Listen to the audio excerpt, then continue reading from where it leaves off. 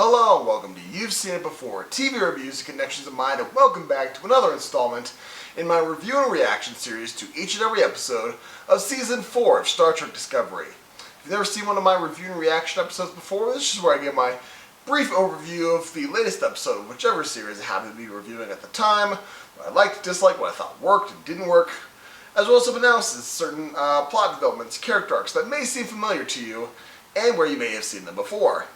Just to get that out of the way, this will be a full spoiler review and reaction to the latest episode of Star Trek Discovery. So if you haven't seen this latest episode yet, I highly recommend going back when you have, because this will be full on spoilers from here on out. So that being said, let's get into Star Trek Discovery Season 4, Episode 12, entitled Species 10C, because, as the name implies, we finally get to meet Species 10C, the species behind the DMA, the planet-crushing mining apparatus that is at this moment threatening both Earth and Navarre within about, I believe it's within less than a day of the time that they have left to establish communications with Species 10C and convince them to stop their mining procedure and save their planets.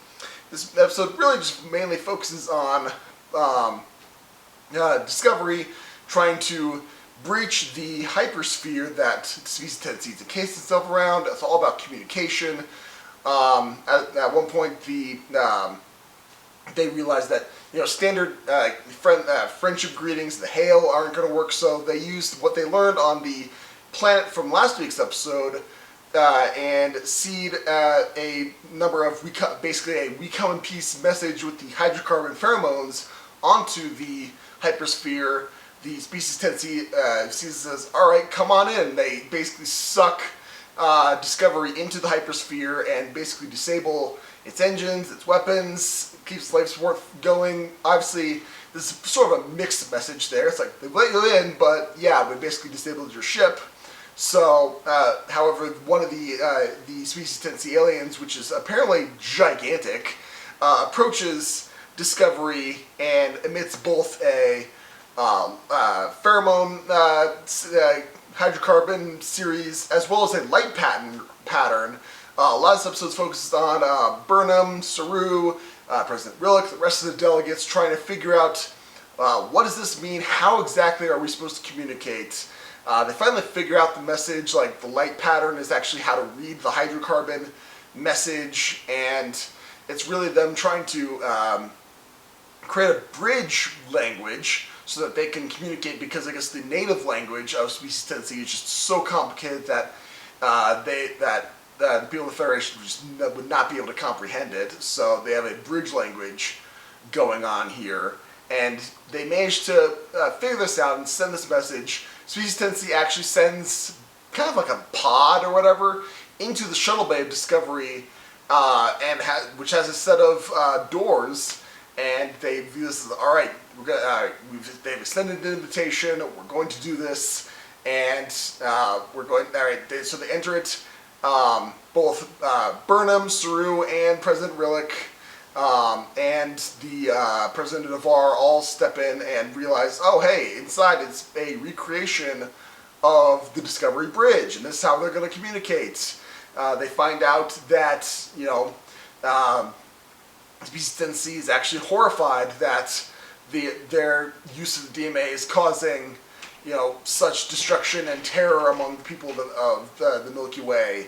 And progress is being made. However, while all this is going on, clamped to the underside of Discovery is Book's ship, and Book and Tarka are trying to figure things out, how to breach the DMA power source and remove it.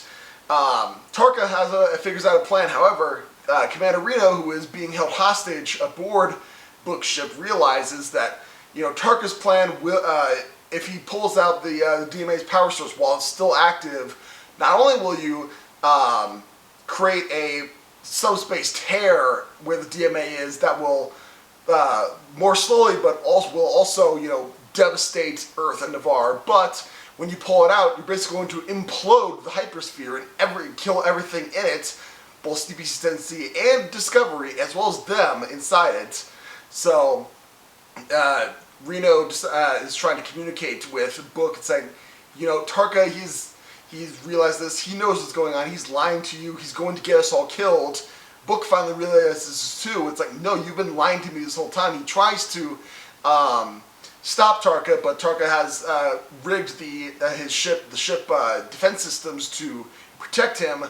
So Book is now a captive, and Tarka initiates his plan. He, which basically makes a plasma ignition to breach a hole inside the hypersphere shell, and that frees his ship. And this episode ends with just as the diplomatic team is making progress, then this active aggression happens, and now we're like, all right, we were already struggling with communication when things were perfect. Now we have to, communicate in a crisis with a ticking clock. How are we going to do this? And the episode ends. This is now, I believe, this is the penultimate episode of season 4. The finale should be next week. This episode works best when it's, an intellectual problem. How do we communicate? We're trying to figure things out. Gotta bring in some more people. How do we figure out this message? How do we communicate? How do we communicate such concepts as just us as a number? How do we boil the concept of us into a number? Those are sorts of things that this episode works best at, and I think that pure Star Trek at its best in that point. How to communicate with alien life forms. Great, I love that. I mean, where I think this episode doesn't work as well is honestly with Tarka and Book and Reno. Like, that almost seems like a distraction at this point with everything going on with the communication. That's where I think the more interesting stuff happens. Also, trying to help Zora the computer try to figure out, all right, how are you? You seem to have, all right, you're feeling anxious about what's going on. You can't sense this weird program. What's going on? All right. Again, that's like a C story at this point. That doesn't. That feels like more of a distraction. And also, looking back to last week's episode, it feels like last week's episode was a lot more filler than I thought it was going to be at the time. And looking back on it now, it feels like, all right, really last week's episode's whole purpose was to introduce the concept of species tendency communicates via hydrocarbon pheromones, and that's it. And great, that's useful information, but looking at it now, it's like, okay, that seems to be a little more, that could have been communicated in this episode more quickly, I think, at this point. So, those are my main complaints. And also, this feels like a weird sort of nitpick, but this episode, the comparisons with other things were a lot more prevalent in this episode than others in the past. Like, you can go back and look at my reactions to episodes in weeks past, and I've had harder times, pinpointing exactly where you've seen these things before. This one I had no problem with that. This is one where it's like, boom, boom, boom. It's like we're either borrowing or outright stealing concepts from various things that have come before. Like, on the subject of borrowing concepts, I would say, first contact situations, you could say, the concept of communicating with the dots or whatever, the first French greeting. And then it made me think of the welcome wagon helicopters from Independence Day.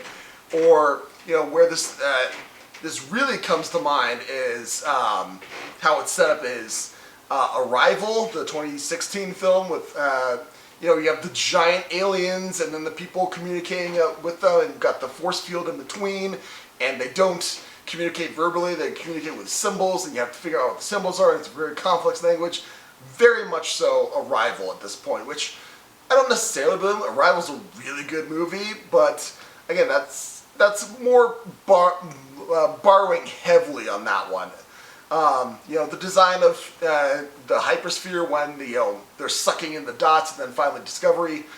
What came to mind, it made me think of the alien interface in The Abyss when the living water starts coming in. You got the tentacles of water coming in. That made me think of that. But really, the one that really stuck out to me is we get the origin of Cleveland Booker's name, and we find out that's not his real name. That is a legacy name that was passed down by his mentor, who was the fourth person to have the name Cleveland Booker. Where have we heard this before? Dread Pirate Roberts much. I mean, again, the detail itself isn't so much, aside from the fact that, it kind of screams, where Han Solo got his name in Solo a little bit, but this is a so well-known, handing down the name thing. It's obviously Princess Bride. I mean, it's so obviously that. Why would you put something like that in here? It's so distracting that way. I don't mind the details so much. I mean, if this was the first time we've heard this, scenario, it's like, okay, that's kind of interesting. But no, that felt like outright stealing from Princess Bride, and it didn't need to be here. That felt dumb to me. So, overall, it was a good penultimate episode as far as setting the stakes for the finale next week, but I think the similarities were much more apparent on this one. But what did you think of this latest episode of Star Trek Discovery? Did you like it? Did you not like it? What about my analysis? Do you agree, disagree? Did I miss anything? I probably missed something. Let me know in the comments down below. Thank you so much for watching. I appreciate whatever audience I can get. Be sure to look for my review and reaction to next week's finale of Star Trek Discovery, as well as you can check out my movie review of The Batman on my channel. If you liked this video or any other video on my channel, please give me a like, share, and especially a subscribe. I very much appreciate it. Again, thank you so much for watching, but just remember, there is nothing new under the sun, and yes, you have seen it before.